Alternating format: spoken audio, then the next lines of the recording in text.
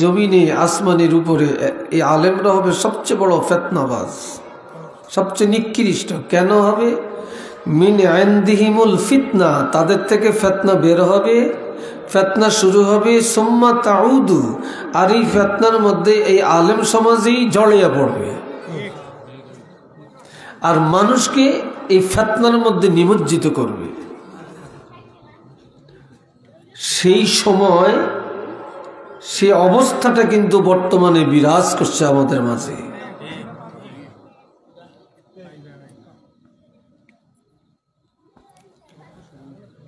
হাজরিন, এই হাদিসের শুরুতে রাসূল বলছেন, ইউশিকু আন ইয়াতি আলান নাসি জামানুন লা ইয়াবকা মিনাল ইসলামি ইসমু ওয়া লা ইয়াবকা মিনাল কুরআনি ইল্লা রাসমু মাসাজিদুহুম আমিরাতুন ওয়া হিয়া খারাবুম মিনাল হুদা।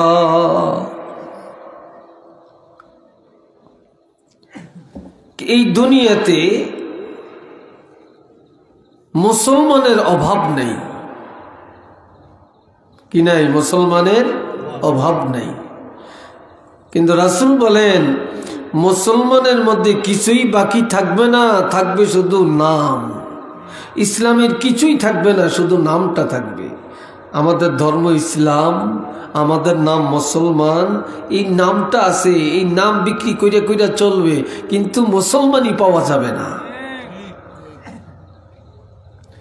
না পাইবেন আপাত মস্তকে, না পাইবেন কথায়, না পাইবেন লেনদেনে, না পাইবেন ব্যবসা বাণিজ্যে, না পাবেন রাজনীতিতে, না পাবেন রাষ্ট্রনীতিতে, না পাবেন অর্থনীতিতে, না পাবেন বিবাহ শাদীতে, না পাবেন চলাফেরায়, না পাবেন খাওয়া দাওয়ায়।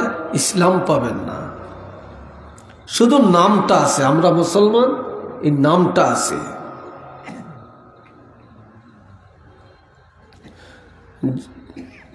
দুনিয়াতে সব ভালো পাওয়া যায়, ভালো পাওয়া যায়, কিন্তু ভালো মুসলমান পাওয়া যায় না। কিরে ভাই, ঠিক না? সবই ভালো পাওয়া যায় এখন, কিন্তু ভালো মুসলমানের অভাব আছে কি নাই? যথেষ্ট অভাব আছে। ওয়ালা ইয়াবকা মিনাল কুরআনি ইল্লা রাসমু, কোরআনের শুধু রসমটা থাকবে, আর কিছুই বাকি থাকবে না। আমাদের সংবিধান কোরআন, এই নাম আছে, এই রসম আছে। কোরআনকে আমরা খুব ইজ্জত করি, চুমা খাই, কোরআন দিয়া পানি পড়া খাই, কোরআন দিয়া মাথায় ফু দেই, তাবিজ বানিয়ে ব্যবহার করি, শুধু এটি আছে, কোরআনের আমল নাই।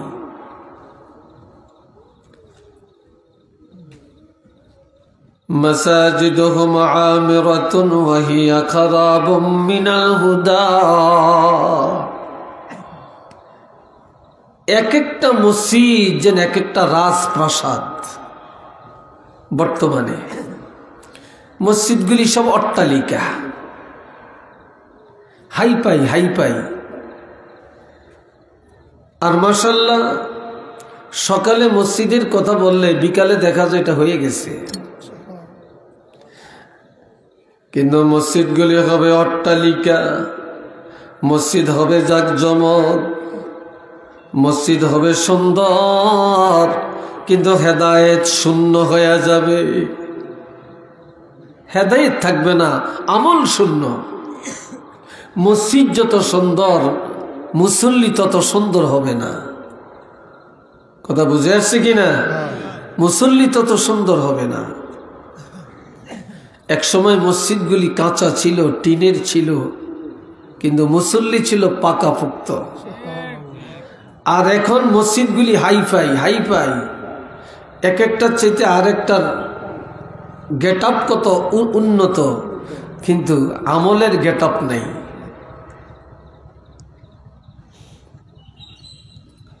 আমলের গেট আপ নেই। এই কিয়ামতের আগে রাসূল বলছেন খুব দ্রুত সময়ের মধ্যে চলে আসতেছে তোমাদের মধ্যে। আর এই সময়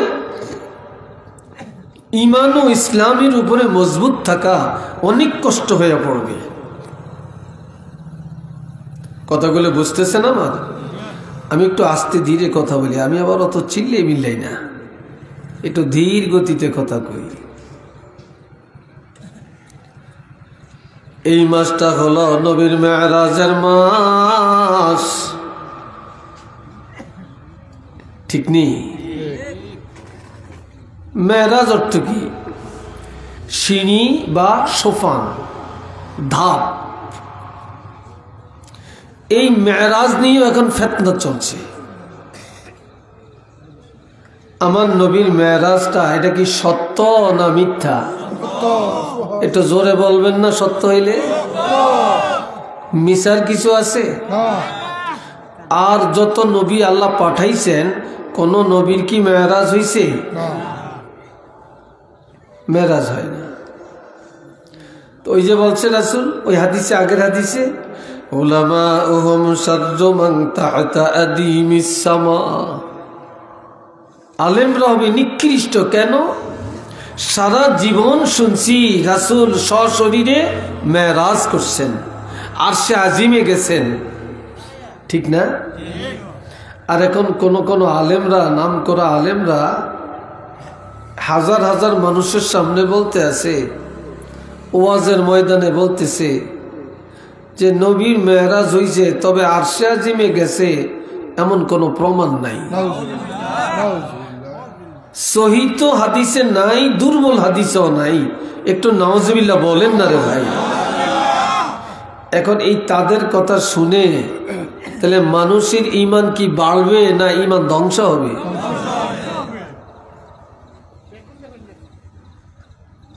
আমরা যাব কোথায়?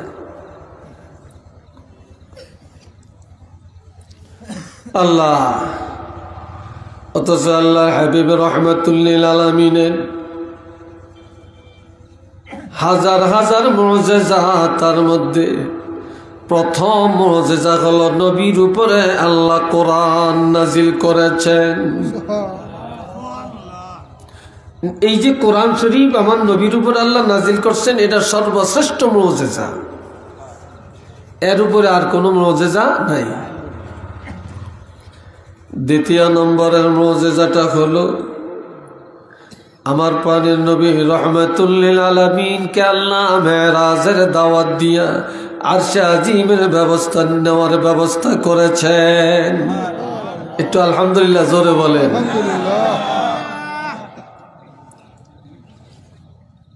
এটা নবীর সবচেয়ে বড় মুজিজা। আমার নবীর মুজিজা, নবীর অঙ্গুলি মোবারকের ইশারায় চন্দ্র 2 টুকরা করছেন। করছেনি? এটা বিশ্বাস হয়নি? নবী জমিনে, চন্দ্র আকাশে, আঙ্গুল দিয়ে ইশারা করার সাথে সাথে 2 টুকরা হয়ে 2 দিকে চলে গেছে।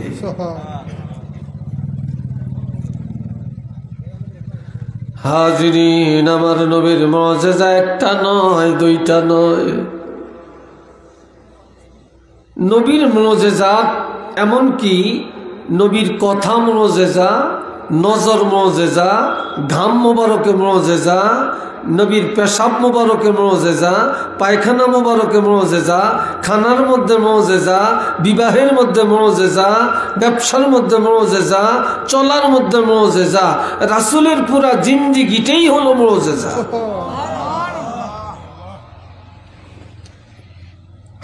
তো নবীর মুজিজার মধ্যে সর্বোত্তম মুজিজা প্রথম কোরআন, এরপরে হলো মেরাজ। এখন এই মেরাজটা আমার নবীর কেন হইছে?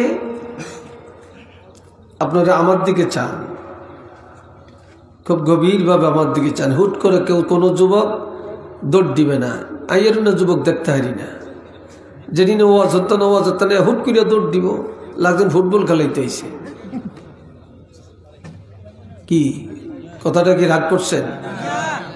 আমি এমনি দেখেন আর কি, আমার খুব দেরিয়া মেদ দেরিয়া, আমি কিন্তু ছাড় দিই না। আদব তো আদব।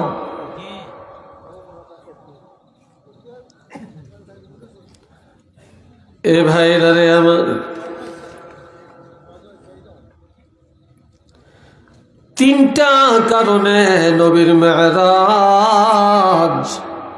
চিল্লিয়া বলেন কয়টা? আর একটু জোরে বলেন। মনে রাখবেন তিনটা প্রধান।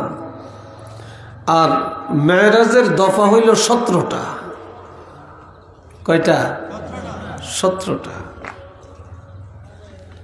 মূল কারণ হলো তিনটা। এক নম্বরে সান্ত্বনা দেওয়া, 2 নম্বরে প্রশিক্ষণ দেওয়া, 3 নম্বরে উদ্বোধন করা। উদ্বোধন, এই যে মাহফিলটা যখন শুরু হয়েছে তখন যে কোনো একজন ছাত্র বা যে কেউ কোরআন শরীফ পড়িয়া শুরু করছে, উদ্বোধন হয়েছে, অথবা মিলাদ পড়ছে, দোয়া করিয়া শুরু করছে, এটা উদ্বোধন হয়েছে, তাই না? আবার মসজিদটা যখন করা শেষ হয়েছে, এলাকার মানুষের দাওয়াত দিছেন, বড় বড় ধনী করে, বড় হুজুর করে দাওয়াত দিছেন, দাওয়াত দিয়া উদ্বোধন করছেন, জুমার নামাজ পড়িয়া উদ্বোধন করছেন। কথা ঠিক কিনা? উদ্বোধন করছেন। একটা রাস্তা করে, একটা ব্রিজ করে, কোনো একজন এমপির নাম দিয়া, নেম প্লেট দিয়া এটা উদ্বোধন করে। এমনটাই তো সিস্টেম।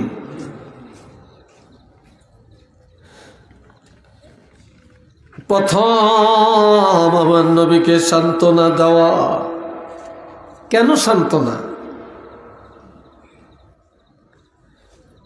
আল্লাহর হাবিব রাহমাতুল্লিল আলামিনের নবুয়তের 10ম বৎসরে 2টা নেয়ামত হারালেন। একই বছরে কয়েক মাস আগে পরে নবী স্ত্রী আমাদের মা হযরত খাদিজাতুল কুবরা রাদিয়াল্লাহু ইন্তেকাল করছেন। তার কিছুদিন আগে পরে নবীর আপন চাচা আবু তালিব ইন্তেকাল করছেন। যদিও আবু তালিব কলমা পড়ে না, ঈমান আনে না, কিন্তু নবীর লালন পালনের জন্য অগ্রণী ভূমিকা ছিল আবু তালিবের। এমনকি নবী যে প্রথম বিবাহ করছেন হযরত খাদিজাকে, এই বিবাহের মধ্যে যে খুতবা দিতে হয়, যদিও আবু তালেব তখন এখনো কলমা পড়ে নাই, কিন্তু নবীর বিবাহের খুতবাটা নবীর চাচা আবু তালেবে পড়ছে।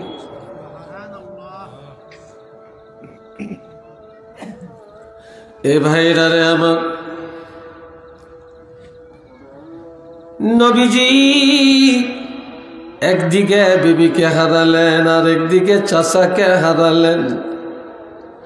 অসহায় হয়ে পড়লেন, কানতে কানতে অস্থির হয়ে গেলেন। মা নাই, বাপ নাই, দাদা ছিল, দাদা নাই, চাচা ছিল, আজকে নাই। জীবন সঙ্গিনী খাদিজা ছিলেন, তাও নাই, আজকে চলে গেল। আপনাদের দেশেও আছে, আমাদের দেশেও আছে। কারো যদি বাপ মারা যায়, স্ত্রী মারা যায়, চাচা মারা যায়, শোকের সাগরে পড়ে, তাহলে পাশের ঘরের আরেকজনে নিয়ে সান্ত্বনা দেয়, খাওয়ায়, বুঝায়, চোখের পানি মুছে দেয়, সান্ত্বনা দেয় যে কাঁদিস না, ধৈর্য ধরো, কাঁদিও না, আল্লাহর হুকুম চলে গেছে, ধৈর্য ধরো, বলে না? আবার ঘরে পাক করতে দেয় না, আরেক ঘরের তেনে খানা খাওয়ায়। এই সিস্টেম আছে কিনা? যদি বলেন আছে কিনা? আছে। কিন্তু আমার নবীর একদিকে চাচা নাই, আরেকদিকে স্ত্রী নাই। নবী শোকের সাগরে কাতরাচ্ছে, কিন্তু কেউ আমার নবীকে খাওয়াবে নাই, সান্ত্বনা দিবে তাও নাই। এই জন্য আমার আল্লাহর হাবিবের জন্য আরশে আজিমের দাওয়াত পাঠায়া দেন। হাবিব, মক্কার জমিনে কেউ আপনাকে সান্ত্বনা দিবে, এটা আমি আল্লাহ চাই না। আপনার সান্ত্বনার জন্য আমি আল্লাহই যথেষ্ট। আরশে আজিমের দাওয়াত দিলাম, আপনি যখন আরশে আজিমে আসবেন, আমি আল্লাহর সাথে দিদার হবে, আপনার মনের দুঃখ মিটিয়ে যাবে। এই জন্য ওই বছরটাকে আমুল হোজন, শোকের বৎসর বলা হয়। কিসের বৎসর? শোকের বৎসর।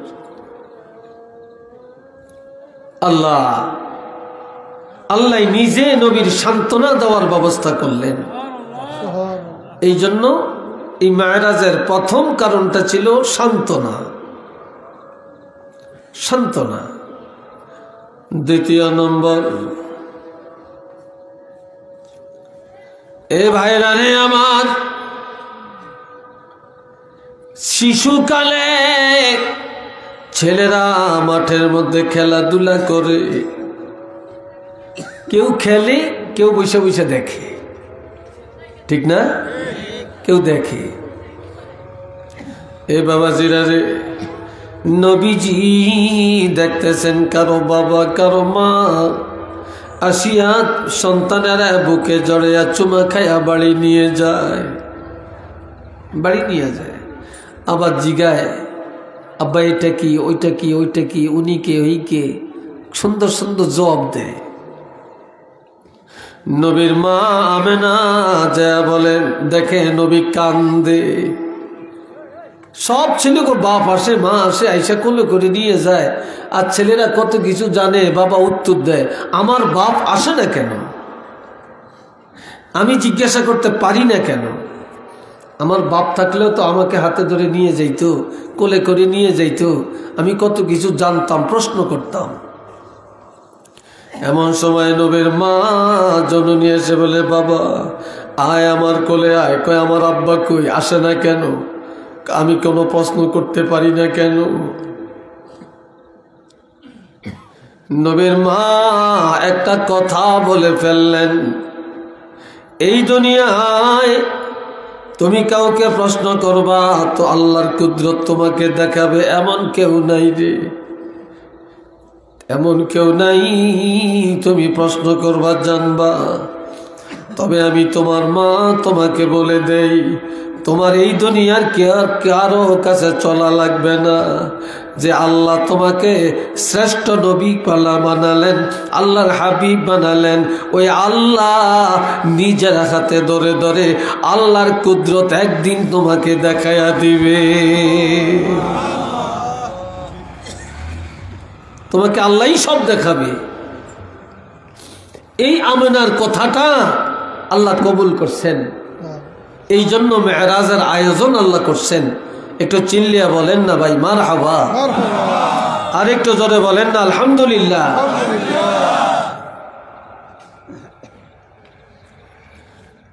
আল্লাহ, আপনাদের মাহফিলে মানুষ কি এরমই হয় নাকি? হ্যাঁ, কত কইব, কতক্ষণ ঠান্ডা লাগে? কোনাই ঠান্ডা, কিসের ঠান্ডা, হুদা কথা। হ্যাঁ, লাস্ট টাইমে ওই যে কইছি, কইছে যেটা কইছে হেঁটেই। হায় রে বাবাজিরা আমার, শুনেন তো। যাক, আপনারা যারা আছেন আপনারা তো দিলের কানে শুনতেছেন নাকি? শুনেন, খুব খেয়াল করে শুনেন। 2 নম্বর পরে আমার নবীর মেরাজটা হলো এটা আল্লাহর সৃষ্টি জগৎ উদ্বোধন করা। আমার প্রাণের নবীর মেরাজের ব্যবস্থা করে আল্লাহ আসমানে বানালেন, জমিন বানালেন, আরশে আজিম বানালেন, লৌহে মাহফুজ বানালেন, বেহেশত বানাইলেন, দোজক বানাইলেন। আমার আল্লাহ সিদরাতুল মুনতাহা বানাইলেন। আল্লাহ পাক সৃষ্টি জগৎ যত বানাইলেন, তবে এগুলা উদ্বোধন করেন না। আল্লাহ এক একটা মাখলুকের মধ্যে নবীর এক একটা নাম বসায়া দিয়া এই মেরাজের রাত নবীকে ভ্রমণ করায়া আল্লাহর সৃষ্টি জগৎ উদ্বোধন করে দিলেন।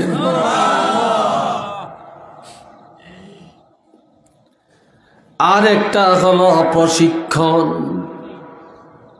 আরেকটা কি? প্রশিক্ষণ। যেতে মাইক চালায়, মেশিন চালায়, এটার প্রশিক্ষণ লাগেনি? হ্যাঁ, লাগবো না? যেতে কম্পিউটার চালায়, প্রশিক্ষণ লাগবে নি? যেতে মোবাইলের ইঞ্জিনিয়ার, প্রশিক্ষণ লাগবে নি? যারা মাস্টার, প্রশিক্ষণ লাগেনি? লাগেনি কন্যা? প্রত্যেক সেক্টরে প্রশিক্ষণ আসেনি? যারা দেশ চালায় প্রশিক্ষণ আসেনি? আছে না? প্রশিক্ষণ সেন্টার আছে না? আছে। কিন্তু আমার নবী বলেন, আমি শুধু নবী হয়ে আসি না, আমি একজন আদর্শ শিক্ষক, আমি একজন আদর্শ নবী, আমি একজন আদর্শ যুবক, আমি একজন আদর্শ শিশু, আমি একজন আদর্শ বাবা, আমি একজন আদর্শ সন্তান, আমি একজন আদর্শ ন্যায় বিচারক, আমি একজন আদর্শ ডাক্তার, আমি একজন আদর্শ কাঠুরিয়া, আমি একজন আদর্শ ন্যায় বিচারক, আমি একজন সেনাপতি, আমি একজন রাষ্ট্রনায়ক। কাজেই সব কাজের জন্য প্রশিক্ষণের প্রয়োজন। এই জন্য আল্লাহ নবীর মেরাজের আয়োজন করিয়া আরশে আজিমটা নবীর ট্রেনিং সেন্টার ঘোষণা দিয়া আল্লাহ নিজের হাতে কলমে আরশে আজিমের মধ্যে নিয়া আমার নবীকে প্রশিক্ষণ দিয়া এই জমিনের মধ্যে পাঠাইয়া দিলেন। একটু চিল্লিয়া বলেন না মারহাবা।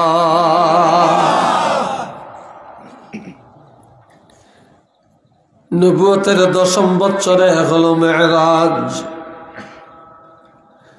11 বছরে হলো নবীর হিজরতের অর্ডার। আগের বছর মেরাজ, পরের বছর হিজরত। এর আগে হিজরতের অর্ডার হয় না, কারণ নবী প্রশিক্ষণ এখনো হয় না, প্রশিক্ষণ প্রাপ্ত হন না। মেরাজে নিয়া আল্লাহ সব প্রশিক্ষণ দিয়া এরপরে মদিনায় যাওয়ার অর্ডার দিলেন। এবার বললেন কিভাবে দেশ চালাতে হয় আমি শিখাইলাম, কিভাবে যুদ্ধ করতে হয় জানাইলাম, কিভাবে সেনাপতি করতে হয় জানাইলাম, শিক্ষকতার মর্যাদা জানাইলাম। এইভাবে আমি আল্লাহ আপনাকে সব কিছুর প্রশিক্ষণ দিয়া পাঠালাম। এইবার মদিনা যান, মদিনায় যায়া মদিনা থেকে ইসলামী রাষ্ট্র কায়েম করেন। একটু চিল্লিয়া বলেন সুবহানাল্লাহ। এই আরশে আজিমটা নবীর জন্য হইল ট্রেনিং সেন্টার। কথা বুঝছেন তো? এই বললাম মেরাজের 3টা কারণ। এবার দুরূদ শরীফ পড়েন সাল্লাল্লাহু আলা মুহাম্মদ সাল্লাল্লাহু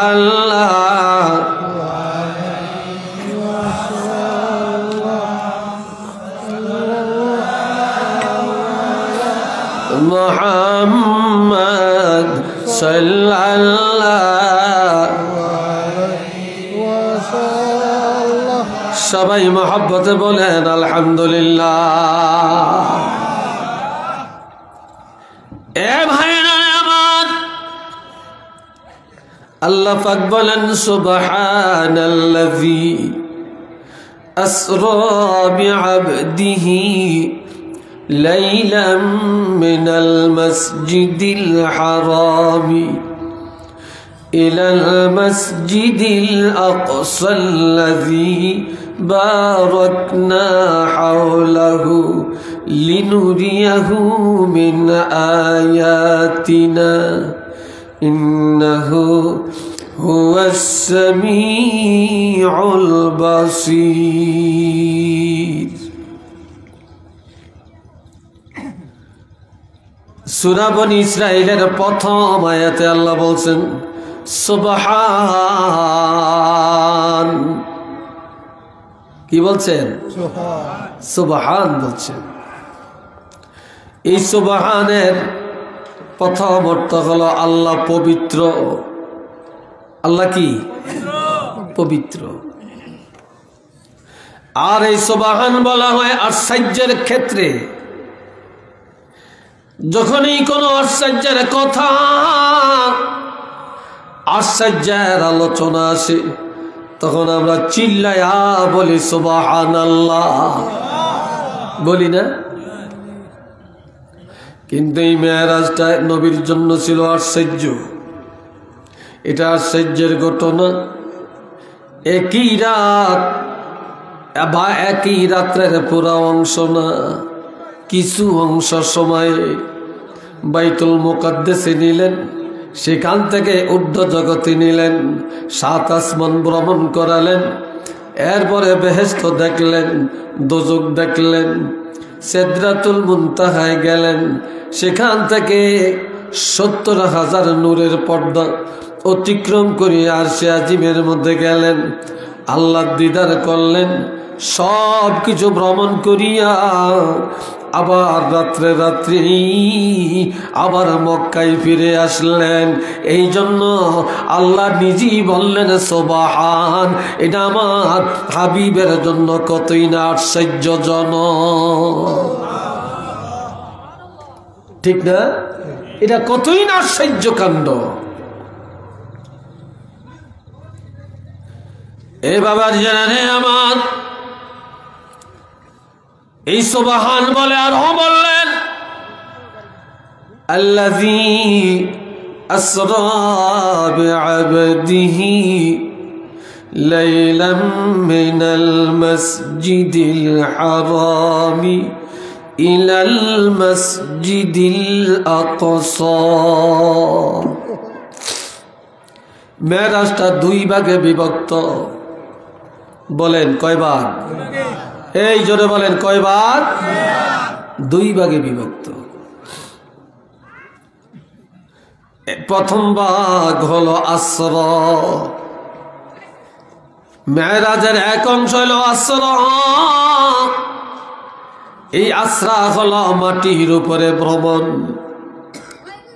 মাটির উপরে দিয়া ভ্রমণ। রাত্রি কালের ভ্রমণ জমিনের উপরে দিয়া যেটা হলো, এটার সীমা রেখা কতটুকু? বাইতুল্লাহ থেকে বাইতুল মুকাদ্দাস পর্যন্ত রাত্রিকালের যে ভ্রমণ, এটাকে বলা হয় আসরা। এটাকে বলা হয় কি? আসরা। আর বাইতুল মুকাদ্দাস থেকে ঊর্ধ্ব জগতের যে ভ্রমণ, এটাকে বলে মেরাজ। কথা বুঝে আসছে কিনা? এটাকে বলে মেরাজ। তাইলে রাত্রিকালে জমিনের উপরের ভ্রমণ এটা হইল আসরা। আর বাইতুল মুকাদ্দাস থেকে আরশে আজিম পর্যন্ত যে ভ্রমণ, এটাকে বলে মেরাজ। আর আমরা বাইতুল্লাহ থেকে শুরু করে আরশে আজিম পর্যন্ত পুরা সফরটাকেই এক কথায় মেরাজ বলি। কথা ঠিক কিনা? এখন আমার আল্লাহ বলেন আসরা বিআবদিহি, আল্লাহ ভ্রমণ করালেন তার বান্দাকে। আমি বলি আমি খুব ভালো, কিন্তু আরেকজনে আমাকে ভালো বলছে কিনা এটা তো জানি না। আমি ভালো স্বামী, আমার স্ত্রীর কাছে ভালো কিনা বিবি তো বলে না। আমি ভালো স্ত্রী, আমার স্বামীর কাছে ভালো কিনা এটা তো জানার বিষয়। আমি ভালো সন্তান, আমার বাপে কয়নি, আমার মায় বলেনি, এটা হইল আসল দেখার বিষয়। আমি নিজে ভালো বললে তো হবে না। কি বলেন হবে? আমরা তো সবাই বলি আমরা আল্লাহর গোলাম, আমরা আল্লাহর বান্দা, আমরা মুসলমান। আল্লাহ আমগরে গ্রহণ করিয়ে নিছি কিনা এটা হইল জানার বিষয়। কিন্তু আল্লাহ পাক বলেন, আল্লাহর হাবিবের আল্লাহ নিজে বললেন আসরা বিআবদিহি, আল্লাহ তার বান্দা। আল্লাহ যদি নিজে কয় মুহাম্মদ আমার বান্দা, আলহামদুলিল্লাহ কোন না রে ভাই? এর চেয়ে বড় আর কিছু আছে নাকি? আবদিয়াতের গুণাগুণ অর্জন করা এটা সবাই ভাগ্যে হয় না, সবার ভাগ্যে হয় না। অনেক অমুসলিমরা হরে হরে কৃষ্ণ কৃষ্ণ রাম রাম কইয়া ডাকে, আবার কান দেহ হেরো মনে করে হেরো আল্লাহর গোলাম, হেরো আল্লাহর বন্দা। বন্দা ঠিক, তবে এরা হলো কি? এরা হলো দাওয়াত, এরা ইজাবাত না। যারা নবীর দাওয়াত মানছে তারা হলো ইজাবাত, আর যারা নবীর দাওয়াত মানে না তারা হলো দাওয়াত। কিন্তু তাদেরকে কি আল্লাহ বান্দা বলছে নাকি? এত মুখে মুখে বলে। কিন্তু আল্লাহর হাবিবকে আল্লাহ সরাসরি বললেন আল্লাহ তার বন্দাকে অর্থাৎ তার হাবিবকে আল্লাহ ভ্রমণ করাইলেন। একটু মারহাবা কন। কতটুকু কোন জায়গা থেকে? আসরা বিআবদিহি লাইলাম মিনাল মাসজিদিল হারামি ইলাল মাসজিদিল আকসা। মসজিদ হারাম বাইতুল্লাহ থেকে জেরুজালেম বা ফিলিস্তিন মসজিদে আকসা পর্যন্ত ভ্রমণ করালেন। এই ভ্রমণটা নবীর নিজের থেকে হইছে না আল্লাহ করাইছে? এই জোরে কয় না, কে করাইছেন? আল্লাহ করাইছেন। আল্লাহর নবীর যত গুণাবলী, নবীর যত কৃতিত্ব সব আল্লাহর পক্ষ থেকে। চিল্লিয়ে বলেন, কার পক্ষ থেকে? আল্লাহর পক্ষ থেকে। আলহামদুলিল্লাহ বলেন না। নবী যা জানেন, যা করেন আল্লাহর পক্ষ থেকে। নবী যা গায়েব জানেন, অদৃশ্য জানেন, আল্লাহ যতটুকু জানাইছেন, একটু আলহামদুলিল্লাহ বলেন।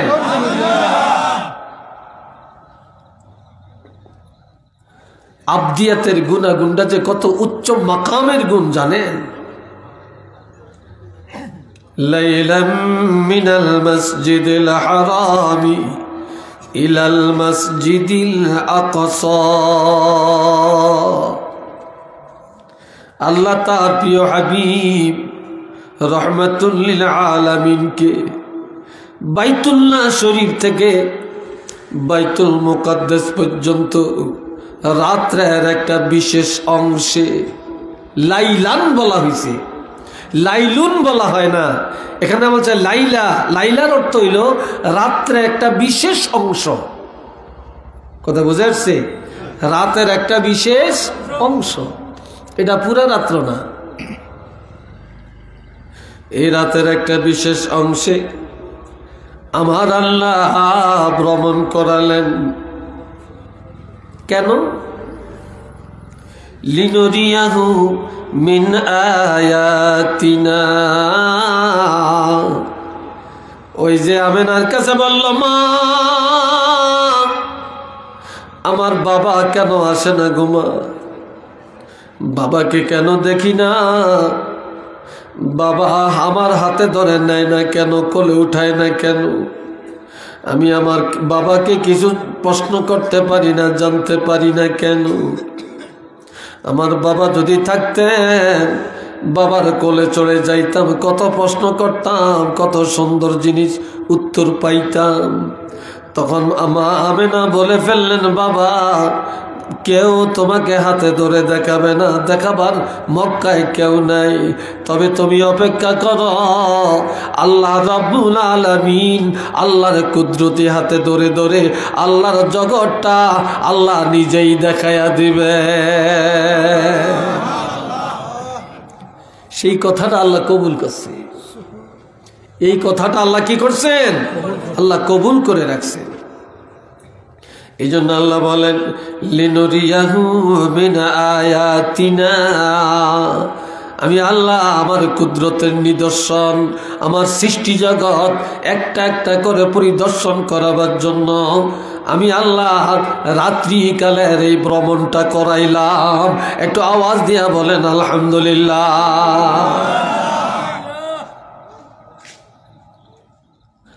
আল্লাহ আমার আল্লাহ বলেন, হাওলাহু লিনুরিয়াহু মিন আয়াতিনা।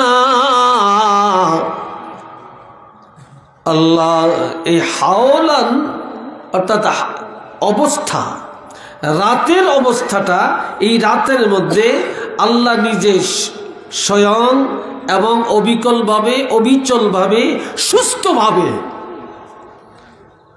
নবী মেরাজ যে করছেন। রাত্রিবেলায় নবী অসুস্থ হয়েছে? নজর কোনো নষ্ট হয়েছে? আল্লাহ রাতে কিছু দেখার পরে নবী কি ভয় পাইছেন? জোরে বলেন, ভয় পাইছেন?